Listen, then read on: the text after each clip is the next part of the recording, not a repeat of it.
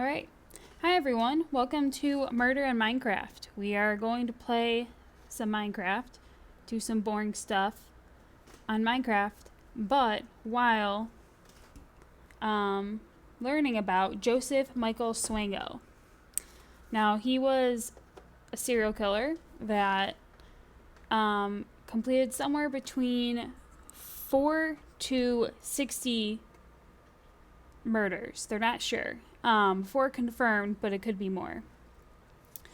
So while I'm getting set up here with my Minecraft, let's learn a little bit about Joseph Michael Swango. Now, he was born in October 21st in 1954. Whoa, music and sounds. Let's just bring that down.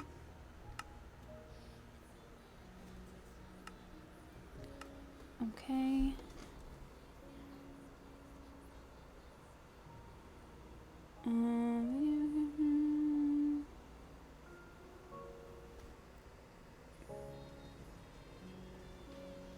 Okay. So he was born on October 21st, 1954 in Tacoma, Washington. He was a physician and he was convicted of 4 murders. But it could be as many as 60 for fatal poisonings. And what he would do is he would poison either his patients, because he was a doctor, or he would poison his colleagues. He was raised in Illinois and graduated as valedictorian for the 1972 class of Quincy Catholic Boys High School. Sidebar, I am trying to get XP, and I need to go mining for some more iron. So that's what we're going to be doing in Minecraft while we're doing this. Anyway, so he played clarinet and was a member of the Quincy Notre Dame Band. Although he attended a Catholic school, he was raised Presbyterian. He served in the Marine Corps, receiving an honorable discharge in 1980, and then he went to Quincy College. Hello, cows. Swango's troubles were first noticed at his time at SIU. Although he was a brilliant student, he graduated summa cum laude from Quincy College and had won the American Chemical Society Award. So he knew what he was doing. He knew his stuff. He was known as lazy, preferring to work as an ambulance attendant rather than concentrate on his studies. Oh, I'm lost. I'm not paying attention where I'm going. Even at a young age, he had a noticeable fascination with dying patients. He was obsessed with them. And although no one thought much of it at the time, many patients on which Swango was assigned to do checkups ended up coding or suffering life-threatening emergencies. And at least 5 of them died. Let's do some branch mining over here. My frames are the bad, but it's the fine. Because we only care about the murder. Okay, let's go here. Let's actually...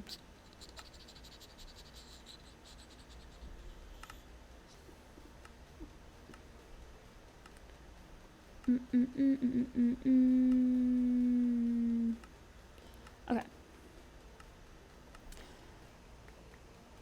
So his lackadaisical approach to his studies caught up with him only a month before he was due to graduate, when he caught faking checkups during his different rotations. Many of his fellow students had suspected he'd been faking checkups as early as his second year. He only survived when one member of the committee voted to give him a second chance. And at the time, a unanimous vote was required to dismiss a student. So he couldn't be dismissed because one person was like, let's give this guy a second chance. And at the time, there are still serious concerns that have been raised about his competence. Eventually, the school let him graduate a year after the rest of his class on the condition that he repeat the rotation, which was OBGYN related, and several assignments in other specialties. Let's get on to what we're really here for, the murders. But first, I need a shovel. Okay. So despite very poor evaluation in this dean's letter from SIU, Swango got a surgical internship at Ohio State University Medical Center in 1983. So this is not that far removed. To be followed by a residency in neurosurgery. So again, his rotations were in OBGYN, but his residency was in neurosurgery, and he had a fascination with chemistry and won several awards with that.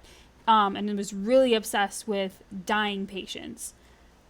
So while he worked at the Rhodes Hall wing, nurses began noticing that healthy patients would begin mysteriously dying with alarming frequencies. Each time, Swango had been the floor intern. So anytime someone mysteriously died, he was always the intern that was on that floor. And these patients were otherwise healthy. One nurse caught him injecting some medicine into a patient who later became strangely ill. The nurses reported their concerns to administration, but were met with accusations of paranoia. By the way, all this information is found on Murderpedia. Okay, so, however, he was cleared by cursory investigation in 1984, so they looked into it and they're like, nah, fine. And, but because of this, ooh, look at this, diamonds next to golds, he was not hired as a resident physician after his internship ended in June. So nothing was really looked into. They were just like, let's push him off to someone else. So in July of 1984, he returned to Quincy and began working as an emergency medical technician with the Adams County Ambulance Corps, even though he had been fired from another ambulance service for making a heart patient drive to the hospital. Soon, many of the paramedics on staff began noticing that whenever Swango prepared the coffee or brought the food in, several of them usually became violently ill with no apparent cause. Again, he was obsessed with chemistry. In October of that year, 1984, Swango was arrested by Quincy Police Department, who found arsenic and other poisons in his possession. So about a year and a month later, in August 1985, he was convicted of aggravated battery for poisoning his coworkers. He was sentenced to 5 years imprisonment. His conviction set off recriminations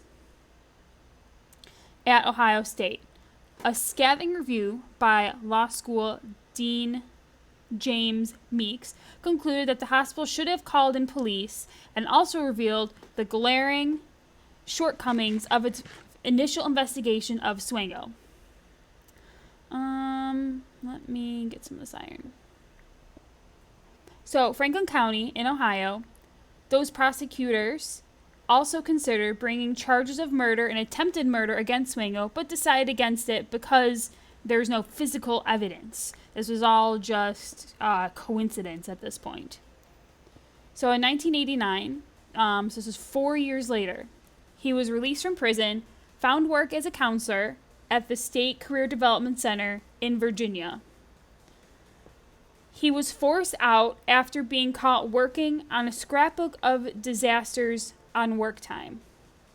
He then found a job as a laboratory technician for ATI Coal in Newport News, Virginia, which is now Vanguard Energy, a division of the CITA Logistics. During his time there, several employees sought medical attention with complaints of persistent and increasing stomach pains. At this time, he met Kristen Kinney, a nurse at Riverside Hospital. So we got some gold. We got some diamonds. I don't know why it's been so glitchy. And I don't remember where I came from here. Alright, we're just gonna go this way. Okay. So the two fell in love. She met Kristen Kinley. She's a nurse. They fell in love and they planned to marry once they got settled. He was employed until 1991, until he resigned his position to seek out a new position as a doctor. The FBI questioned employees on several occasions, several months after his resignation. In 1991, Swango legally changed his name to Daniel J. Adams. So this is about 7 years after all the mishaps started happening. So 7 years and 4 years after he was released. He changed his name to Daniel J. Adams and tried to apply for a residency program at Ohio Valley Medical Center in Wheeling, West Virginia. I hear lava. No, I don't. In July 1992, a year later, he began working at Stanford USD Medical Center in Sioux Falls. In both cases, he forged several legal documents saying that he used to reestablish himself as a physician. So he forged documents to prove that he was legit and a respected member of society, because before he changed his name, he was not. He forged a fact sheet from the Illinois Department of Corrections that falsified his criminal record, stating that he had been convicted of a misdemeanor for getting into a fistfight with a coworker and received 6 months in prison, rather than the 5 years for felony for poisoning that he actually served. So, I mean, at least he said he was a little bit of a bad guy, but he lied about how much he was. So that was an important omission, as most states will not grant a medical license to a convicted felon, considering a felony conviction to be evidence of unprofessional conduct. He forged a recitation of civil rights letter from Virginia Governor Gerald L. Bailey's, falsely stating that Bailey's had decided to restore Swango's right to vote, and served on jury based on reports from friends and colleagues that Swango had committed no further crimes after his misdemeanor that was leading an exemplary lifestyle. Swango established a sterling reputation at Stanford, but in October made the mistake of attempting to join the AMA, which is the American Medical Association. The AMA did more of a thorough background check than the medical center that he was at, and found out about the poisoning conviction. That Thanksgiving Day, the Discovery Channel aired an episode of Justice Files that included a segment of Swango. So the AMA is figuring out that he lied about all this shit, and then that Thanksgiving, they air something about what he's done in the past. And among the report, there are calls from frightened colleagues, and then Stanford fired Swango. Which is ridiculous that it took that to get him figured out. So Kinney went back to Virginia soon after, suffering from violent migraines, his wife. However, after she left Swango, the headache stopped. The AMA temporarily lost track of Swango, who managed to find a berth in the psychiatric residency program at the State University of New York at Stony Brook School of Medicine. His first rotation was in the internal medicine department at the VA Center in Northport, New York. Once again, his patients began dying for no explicable reasons. 4 months after that, his wife committed suicide. His ex-wife committed suicide. Her mother, Sharon Cooper, was horrified to find out a person with Swango's history could be allowed to practice medicine. She got in touch with a friend of Kinney's, which was her daughter.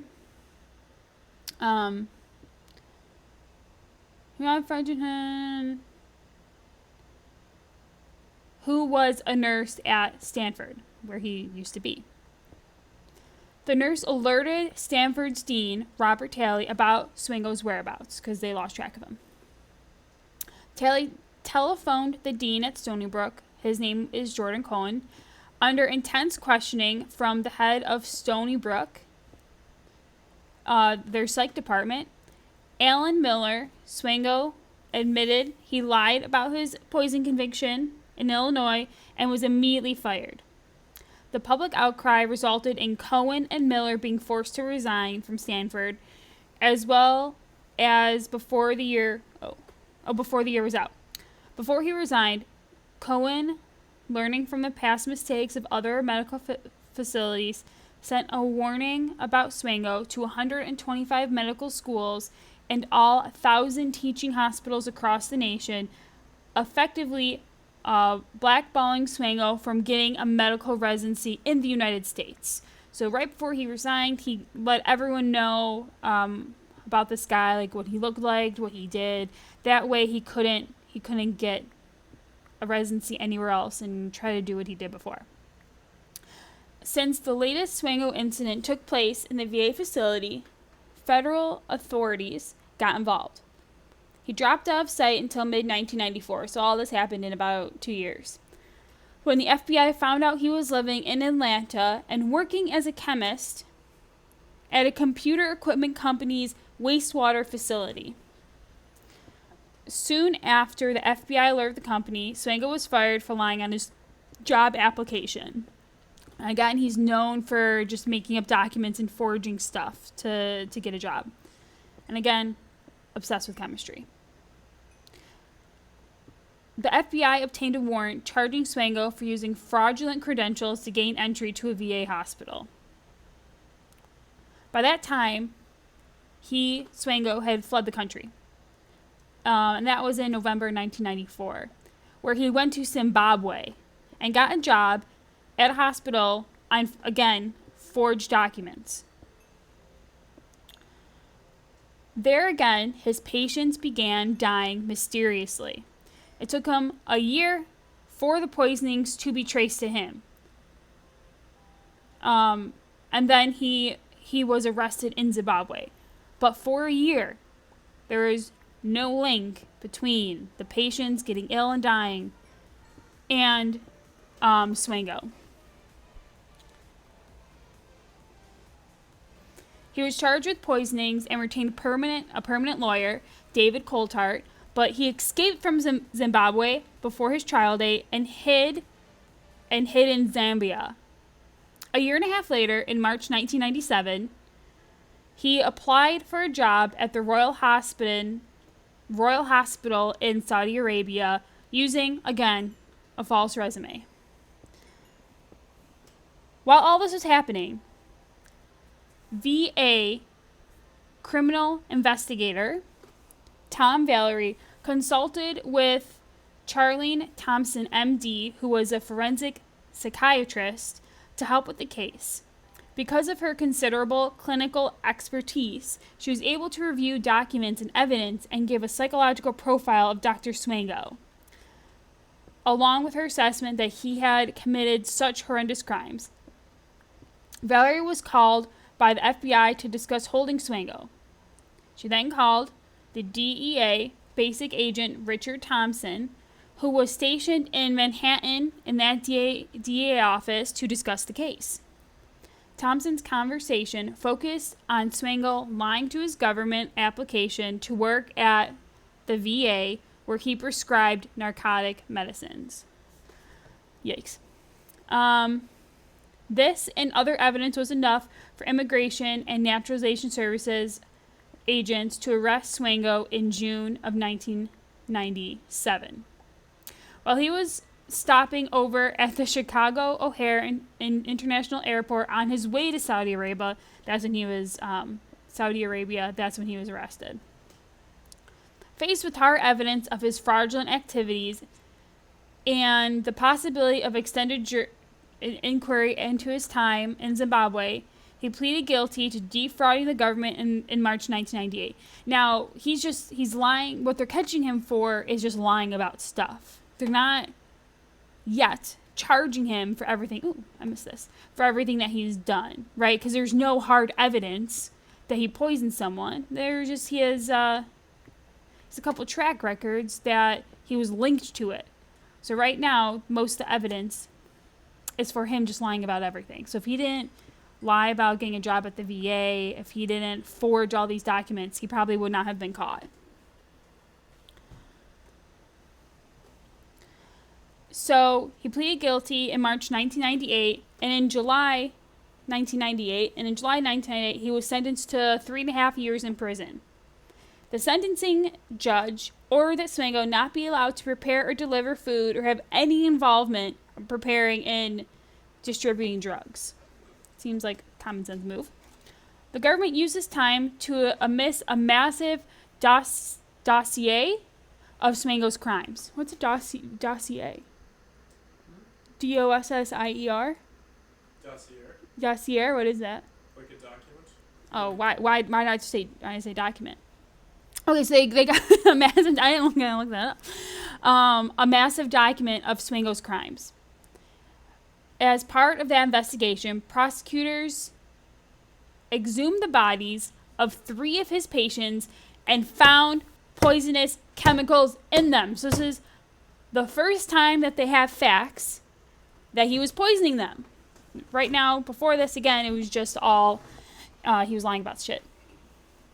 They found evidence that he paralyzed Baron Harris, another patient with an injection, and Harris later lapsed into a coma and died. Additionally, prosecutors found evidence that Swango lied about the death of Cynthia Ann McGee, a patient he had been attending while he was an intern at OCU. While Swango claimed she suffered from heart failure, he actually killed her by giving her a potassium injection that stopped her heart.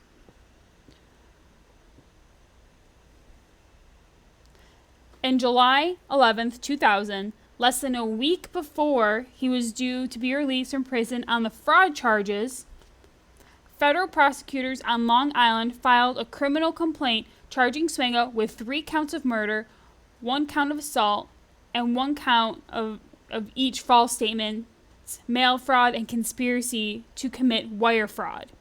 At the same time, Zimbabwean authorities charged him with poisoning 7 patients, 5 of whom have died.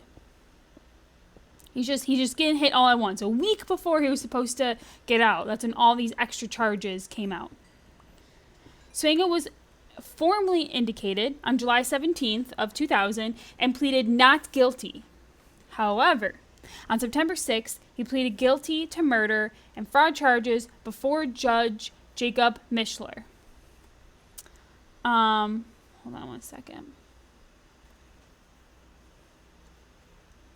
Where is my music?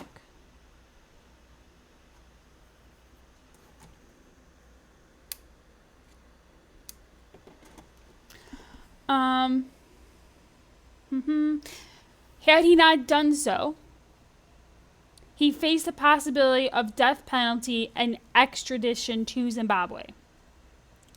So if he did not plead guilty, that's what would have happened to him. At his sentencing hearing, prosecutors read lurid passages from Swango's notebook describing the joy he felt during his crimes. I don't know why serial killers just always have to write shit down, but it's just how they are, I guess. Mishler sentenced him to 3 consecutive life terms, and he is currently incarcerated at the ADX, Florence.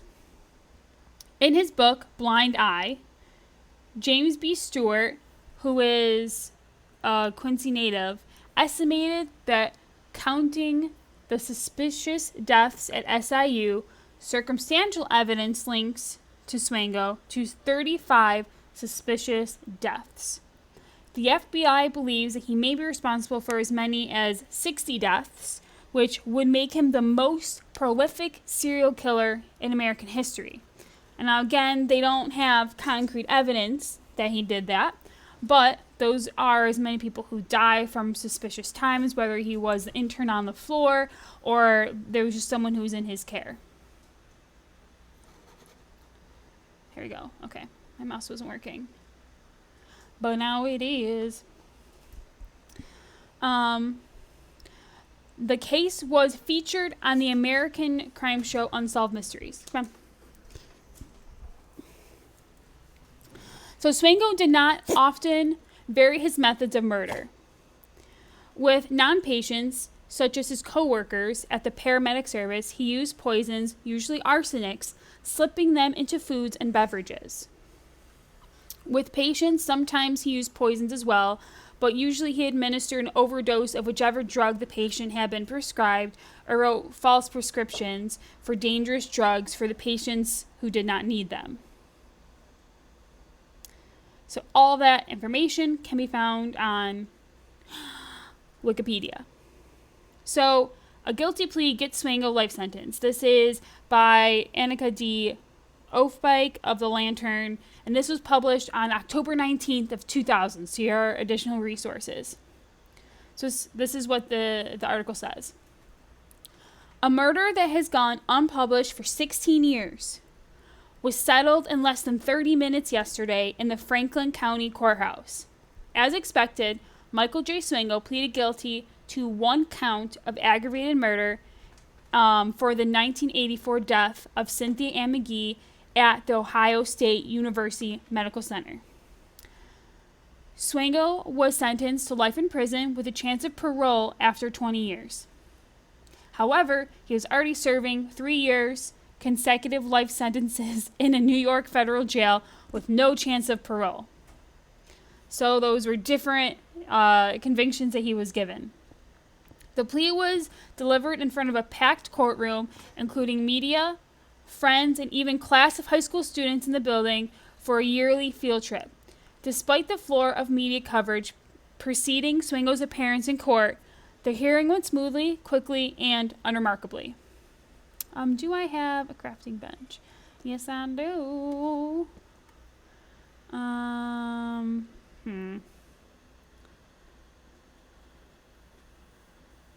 Boy, I'll just do this, I guess. Oh, wait. I have more right here. Adder.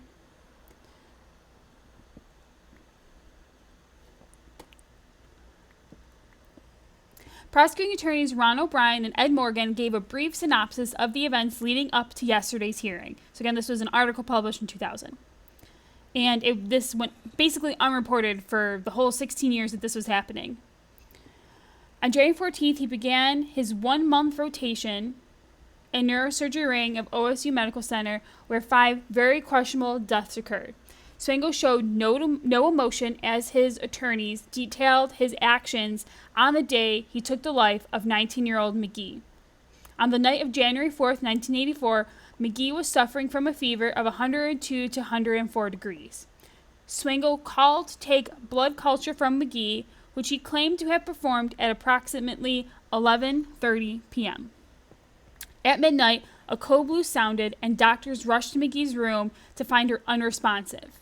The initial report quoted a nurse saying McGee had a pale, dusty bluish look at the time. Although Swango was on the floor at the time of the code blue, he did not respond to it. Swango sat quietly in his seat during the proceedings, his strawberry blonde hair styled in a short crew cut. He made no sounds and appeared almost uninterested in the process.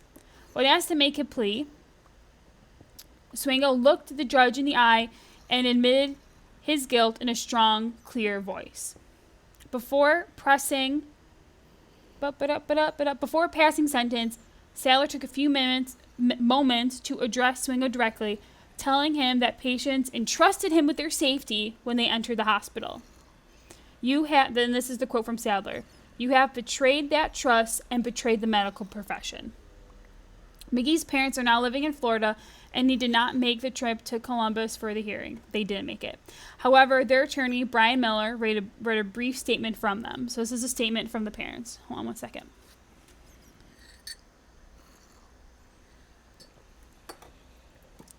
Hello. Accidentally putting torches down. We would like to express our gratitude to the federal investigators for putting Swango in a place where he could not do any harm to anyone else. That's what parents said. Read Miller, we are saddened by the reopening of old wounds. Time heals all wounds is just a slogan. Not a day goes by when we do not think. Oh, it's from McGee's parents, not Swango's parents. Not a day goes by when we don't think of Cindy.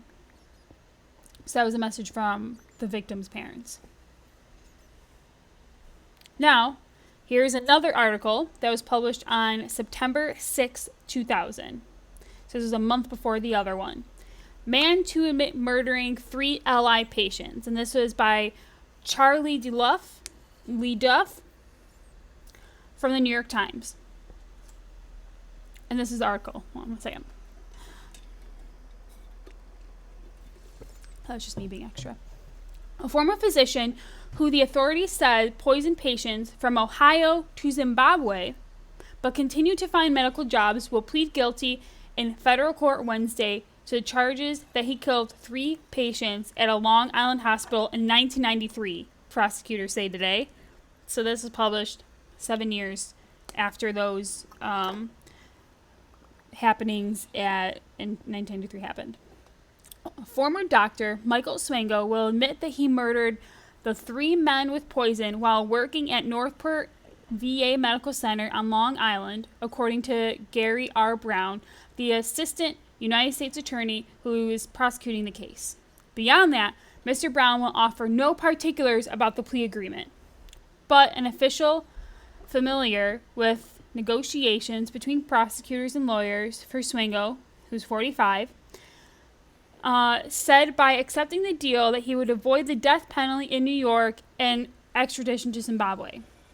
So like we said earlier, a week before he was supposed to be let out, he had done all these extra, that's when all these extra things came in, and he originally pleaded not guilty, but then about 2 weeks later, he pleaded guilty, and he did it just in time to avoid the death sentence in New York and being extradited to Zimbabwe, where the authorities have issued a warrant for Mr. Swango's arrest on charges that he poisoned 7 patients, 5 of them fatally, when he worked there from November of 1994 to July of 1995. So November, December, January, February, March, April, May, June, July. In just 8 months. So it's about... No.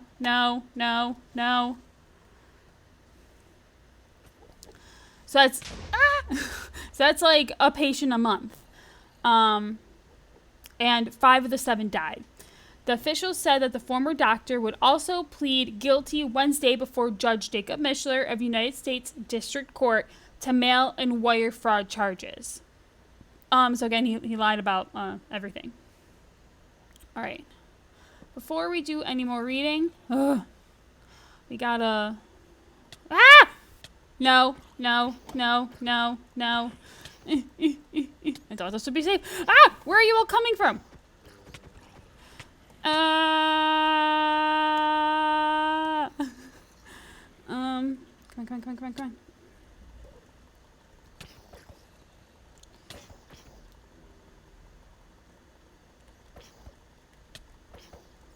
I'm not gonna live. I wasn't expecting little idiots. Okay. I'm sweating. There's more than one? Oh my god. Okay. All right.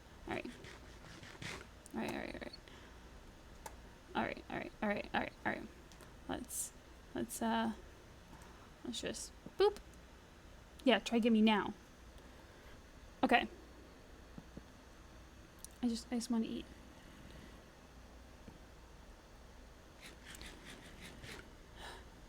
I'm actually sweating.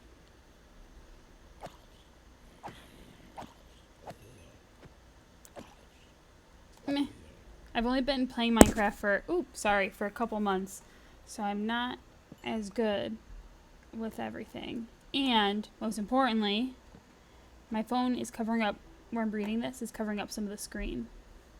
So I can't even see half of it. Okay. I can't see my hotbar. I wanted to pick this because for some reason whenever I stream it gets extremely pixelated, which I have to figure out. But we are going to avoid that. We're just going to do a little of that. And we're going to go this way. Okay. Randy Chavis, so this is again from the article. A lawyer for Mr. Swango would not comment on the plea agreement, so his lawyer wouldn't say anything about it. With the agreement, prosecutors say that they will close the book on one of the most bizarre and unsettling stories in modern medicine. It seemed that no matter where he went, allegations, suspicion, and death followed. According to the book Blind Eye, the terrifying story of a doctor who got away with murder, it was published in 1999 by James B. Stewart, questions about Mr. Swango began to surface as early as 1982 when he was a medical student at Southern Illinois University. After an inordinate number of his patients died, classmates called him the Double O Swango, joking that he had a license to kill. So that's how his classmates back when he was an intern, that's what they would say about him. Yet it took almost 11 years for him to be sentenced. Prosecutors believe that while working as an intern the next year at Ohio State University hospitals, Mr. Swango murdered or tried to murder a number of patients by injecting them with poison. In his plea, it is expected that Mr. Swango will acknowledge that he lied to the hospital's investigators in connection with the death of Ohio State Hospital patient Cynthia McGee, 19, in January 1984. Prosecutors said that Mr. Swango murdered her by giving her potassium injection that caused her heart to stop. After several mysterious deaths, but no hard evidence, the Ohio State University hospitals, I was looking at my dog for my camera, ended Mr. Swango's neurosurgery residency. He then returned home to Illinois, where he got a job as an emergency medical technician with the Adams County Ambulance Service.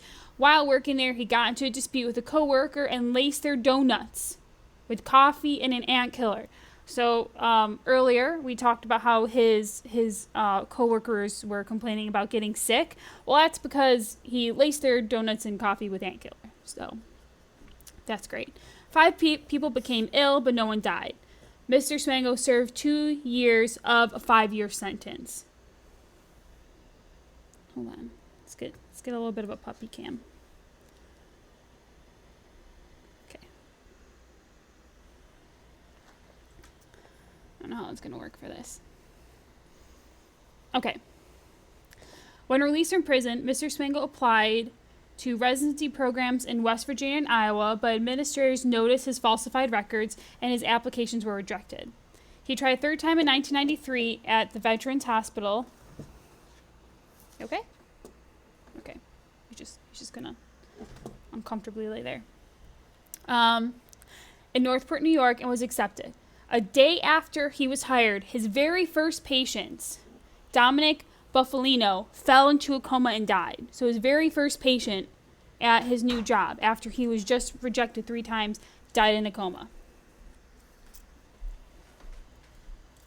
3 more patients died of lethal injections delivered by Swango, prosecutors said. Thomas Samarco, 73, George Ciano, 60, Aldo Serini, all from Long Island.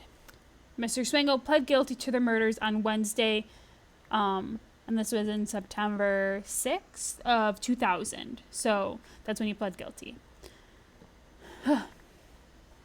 Officials charged Mr. Swango with 3 murders in July, just as he was about to be released from prison in Colorado, where he was serving a 3.5-year term for lying his way into the Northport Hospital. After exhuming the men's bodies, forensics experts determined that they had indeed been poisoned. I've heard the news this afternoon, Mr. Ciano's stepdaughter said today about the plea agreement. She said that, ooh. Alright, we're just going to escape from that. Let's adjust our camera so I can get the reset up here. We're gonna. What we got going on over here? Go mining, they said. It'd be safe, they said. Alright. Yeah, we're gonna have to be dealing with this a lot. You know what? I don't want to. So we're just gonna go this way. And we're just gonna go this way. I'm absorbing it. So that was her reaction to one of the patients who died. Their stepdaughter. That was their reaction. Just, I'm absorbing it.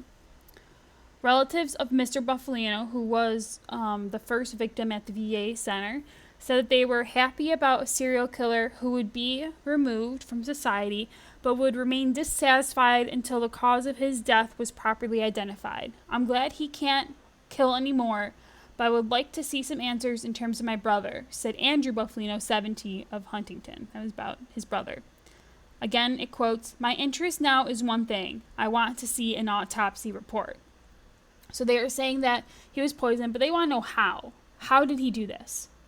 After Newport officials learned of Mr. Swango's criminal record, they fired him. He became a physician in Zimbabwe using forged documents from the Federation of State Medical Boards. He is still wanted in that country, so he's still wanted there. Mr. Swango was eventually arrested in 1997 in Chicago while waiting for a flight to Saudi Arabia, where he had a new job as a doctor. So they got him just in time before he can go to another country and start fresh and commit all these murders. We're going to skip this next article. Oh, no, we're not. Okay, so this next one is 2 years earlier, but it has some good quotes in it. I want to skip the one after this, I think.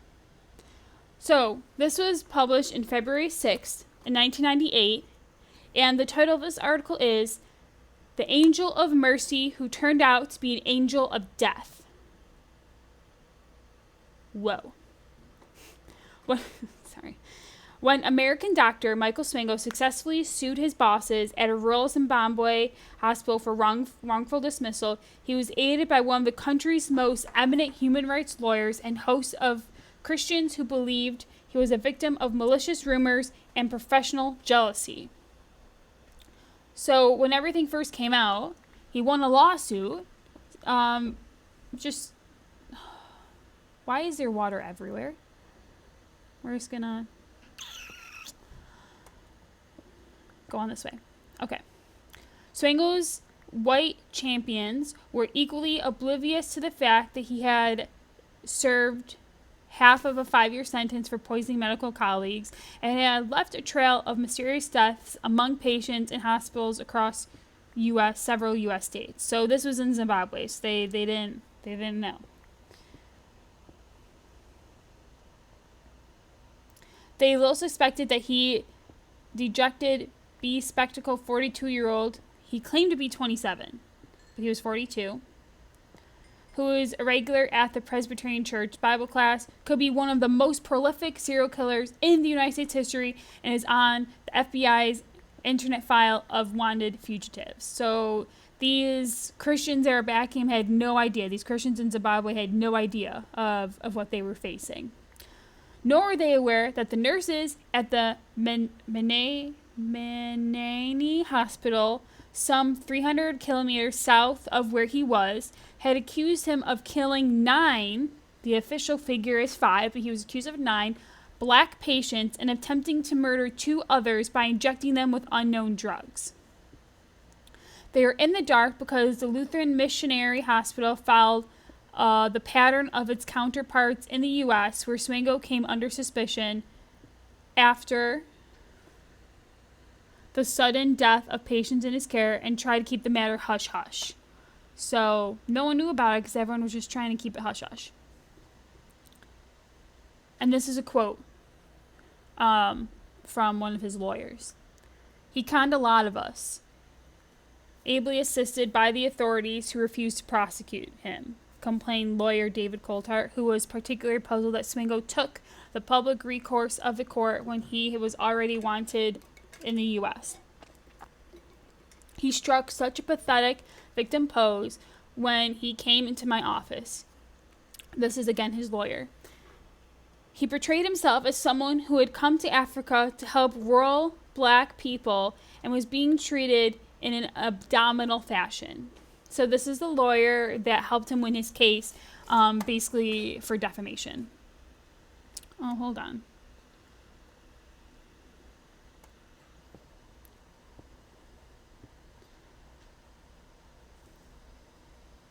And he was the lawyer was also a churchgoer, the same church that Swango went to.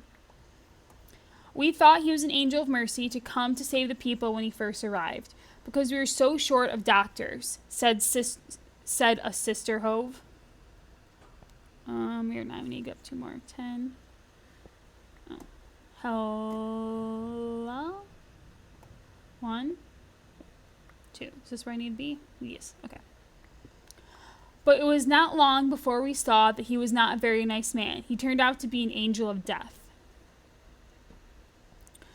She and other nurses at the rural hospital became suspicious shortly after. Oh. Their suspicions came shortly.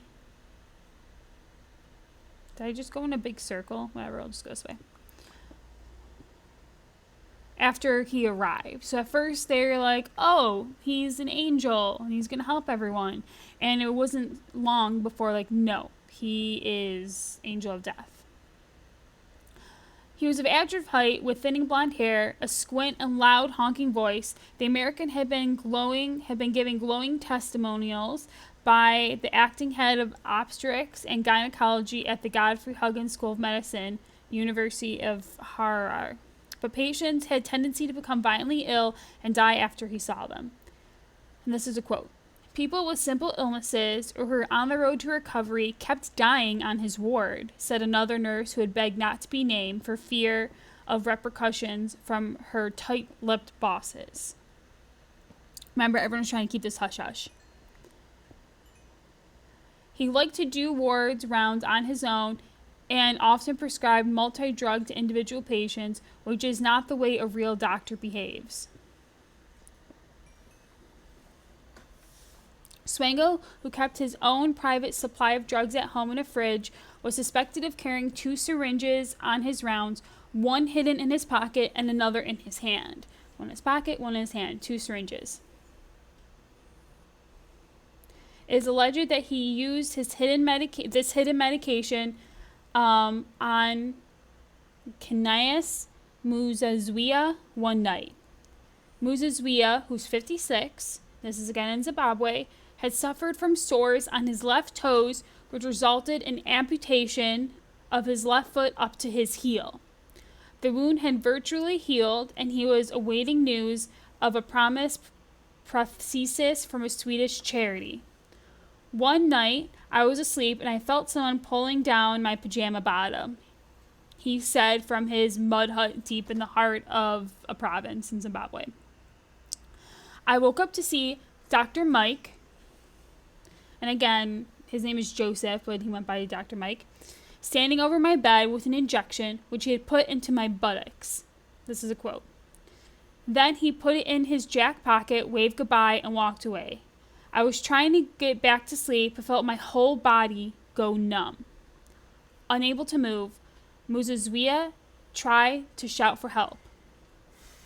I could barely breathe. I felt faint, but managed to get my voice back after several attempts, he said. Hearing his harsh cry, a nurse rushed to his side. He told her what had happened, and Swango was called. Swango completely denied the story.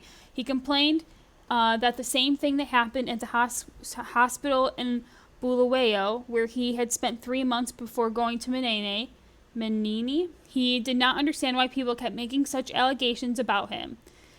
Even though Muzazwia later found the syringe top under his bed, nurses said they can do nothing. So he had found the evidence, but nurses didn't think they can do everything. Again, all the bosses are trying to be like hush hush and tight-lipped about it. Okay.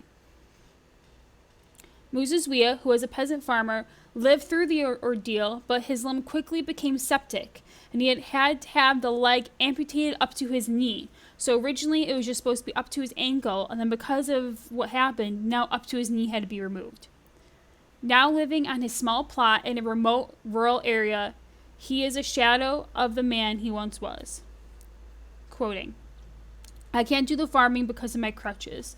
My wife has to do everything, including thatching this house we live in. No one has compensated me for what happened. It seems they want to cover it up to hide the fact that this man could ever have been able to work in this country. Despite several other sudden patient deaths, Swango continued his duties for about 1 year. 1 year. 2 of his alleged victims were workers at the hospital. One of them, Edith, and the name I'm going to butcher, so I'm not going to try, washed and cleaned for the American. She fell ill sometime in 1996 and was taken to the outpatients clinic by Swango. Chippo Gumbo recalled seeing her aunt that day. So, this girl would clean for him. Let's see if we can go this way. We so laggy. Okay. She was vomiting, sweating a lot, and complaining of heartburn. She told me she was going home to rest, but that night she was rushed to the emergency, and by the morning she was dead. It was all so sudden. So we saw her that night, and then she was going to go home to rest, and then she was taken to the hospital, and then she died.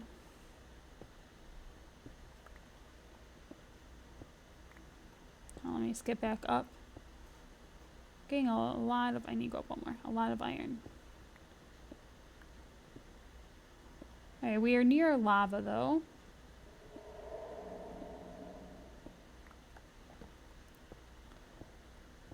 There's a little peephole. Okay. Now, Gumbo believes her aunt may have been poisoned as a result of Swango's experimenting with various drugs. Yet another suspected victim was Philemon Chipoko, who was the hospital's foreman. He died while recovering from a leg amputation soon after being examined by Swango. So did a young woman who had been kept for observation overnight after a miscarriage.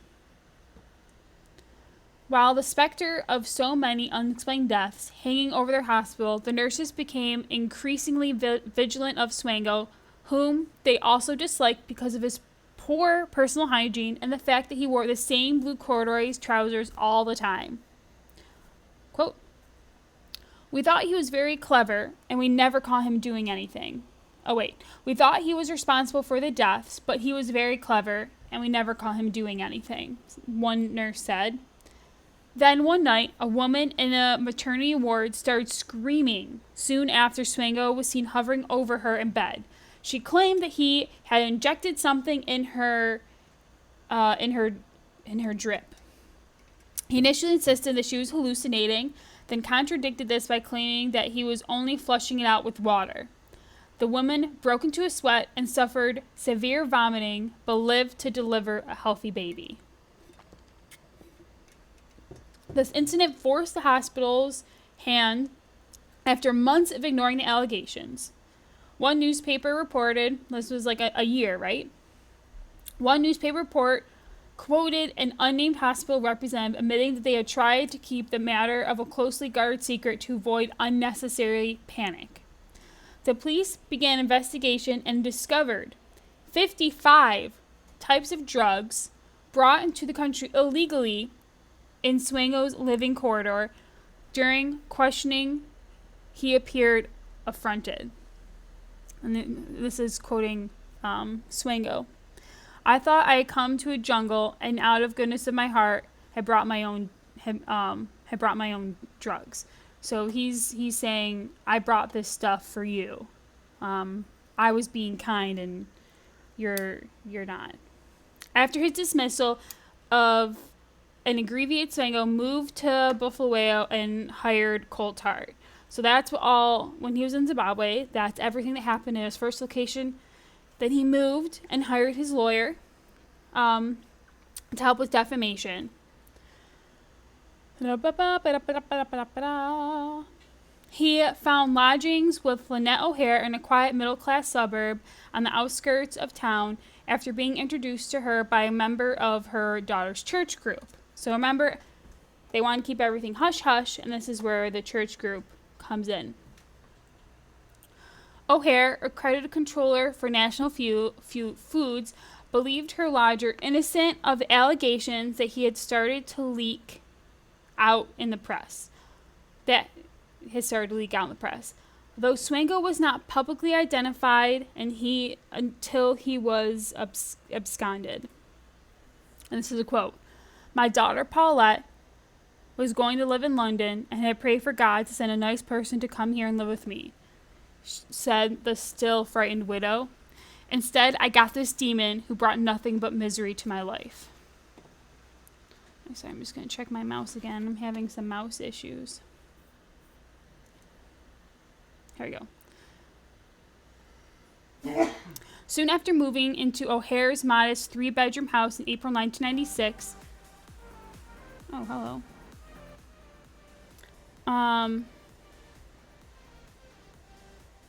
In April 1996, Swango was rejected by a girlfriend. He locked himself in his tiny bedroom with the curtains closed for 5 weeks. Quote, "I did not see him. My domestic would leave his breakfast outside his room and it would disappear, and then he would push the empties out into the hall." With hindsight, O'Hare said that she should have realized then that he was unstable. Instead, she worried over him like a mother, making several attempts to coax him out of his room. When she had to go out of town, she phoned the local Samaritans to keep an eye on him.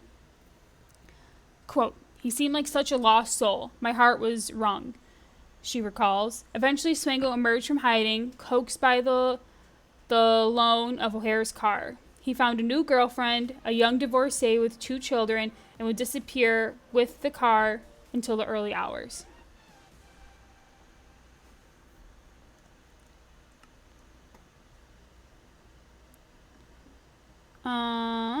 It was not long before the disenchantment set in for O'Hare. Quote, "Food would disappear from the fridge. Swango was supposed to be paying her about $230 per month for bed and breakfast, and my liquor would be filched. Her electricity bill had been quadrupled because he slept with the heater on, and her phone bill increased a lot as well." The crunch came on one day when Swango was out of the house. The domestic worker who worked for her approached with a voice full of foreboding and said there was something in his room her employer should see. The 2 women stood over an open dresser drawer in which plastic bags had been neatly folded into parcels, and according to the widow, cunningly concealed in the central columns were 6 pockets of stale bacon sandwiches made from leftover breakfasts. And then this is another quote. "I knew this was an insane mind and felt sick with terror. I also began to believe that he could have been guilty of the accusations. Fearful for her life, she asked her 2 employees to move into her house. They had already voiced suspicions that Swango did not behave like a proper doctor. They later told me he would sneak out of his room at night and peer at me through the crack in my bedroom door, I assume with malice in mind." O'Hare now remembers the time that she would exalt infamous U.S. serial killers like Ted Bundy and Jeffrey Dahmer, gleefully pointing out that no one had suspected for a long time that these men were killers. She later found newspaper cutting on these criminals and the O.J. Simpson trial, along with books on pornography, mutilation, and poisons in a trunk he left behind. So he read about other serial killers and left it in a trunk they left behind there. He also stolen and hidden her daughter's underwear. Swango stole money from her purse and from guests. She even had to take a few days off of work after falling mysteriously ill. Finally, scared for her life, she asked him to leave. He did not ask why. 2 days later, a garage mechanic discovered more than 2 kilograms of sugar in her petrol tank. She reported to police and hired a guard for 2 months. In August 1996, Swango moved in with his girlfriend and her children. Despite the local police's inability, again, this is all in Zimbabwe, inability to charge him with any of the deaths, they wanted to see him about the sugar incident. Realizing the net was closing in, he skipped the country.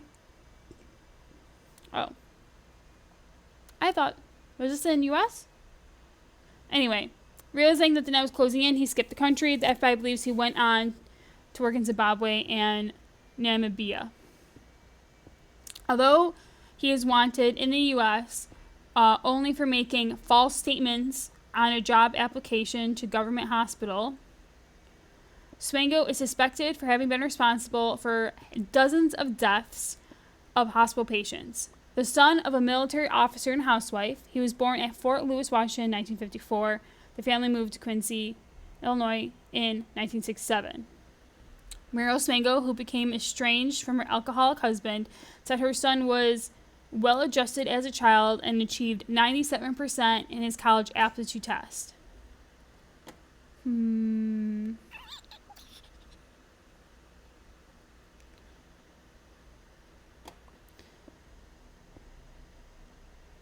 A high school teacher described him as a brilliant clarinet player and one of his most promising students. Swango won a music scholarship to a prestigious private university in Illinois, but left after 2 years to join the Marines. And there he served for 2 years. So, fast forwarding a little bit.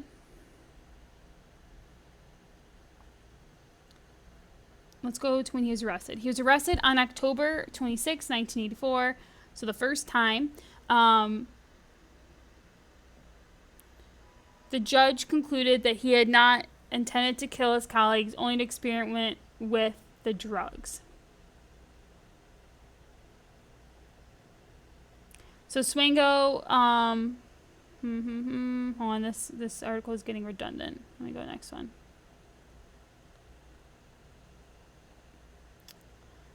Bum, bum, bum, bum.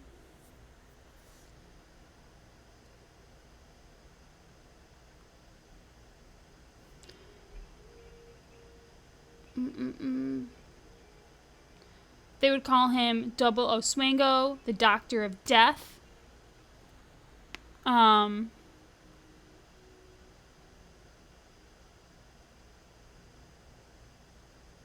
They said that he would put together toxic snacks. And these are all things that everyone would say about him. I think there's one more thing I wanted to read, but I can't find it now. It's a very long document.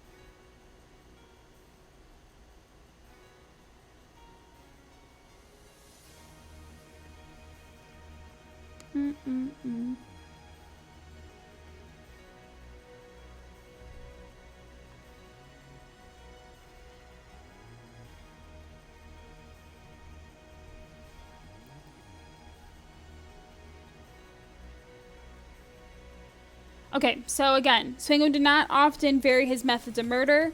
With non-patients, he used poisons. And it's estimated that over the course of his career, which was about 11 years, maybe, he killed anywhere between 30 and 60 people, even though he was only convicted for killing 3 of them.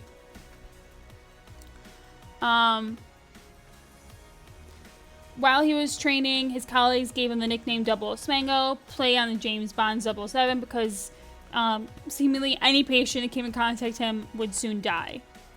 And in 1999 is the book Blind Eye, How the Medical Establishment Let a Doctor Get Away with Murder. So yeah, that is everything on Joseph Michael Swango, who was a serial killer. Well, let's see. Now what I want to do, see what he's up to now. Joseph Michael Swango. Documentary?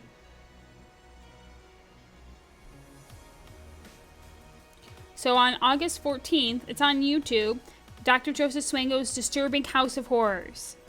So you can watch that on YouTube.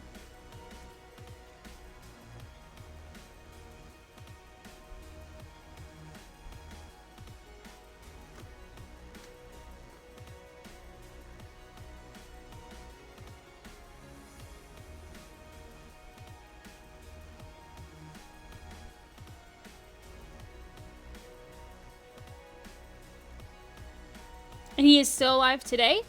He is 66 years old. And if you search him, there is a lot of videos on him. Now, he is someone I didn't look up. But he's in Unsolved Mysteries. Oxygen did something on him. Yeah. And then it talks about the end. And License to Kill, that's what it is in Oxygen.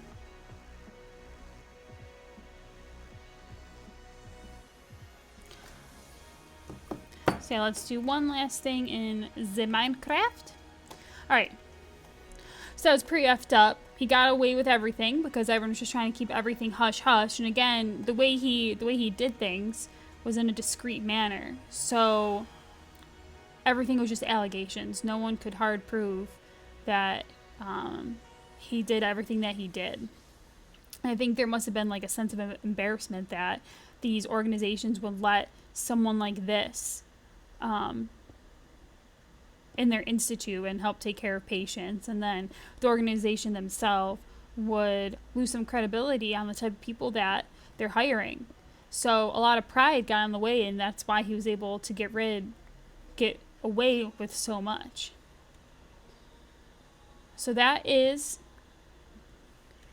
going to probably conclude the first Serial Killer Saturdays with some murder in Minecraft. So if you have a specific serial killer that you want to talk about, next week I'll try to have some pictures and some more stuff. Let me get my mouse working again. Connected. Boom, boom, boom.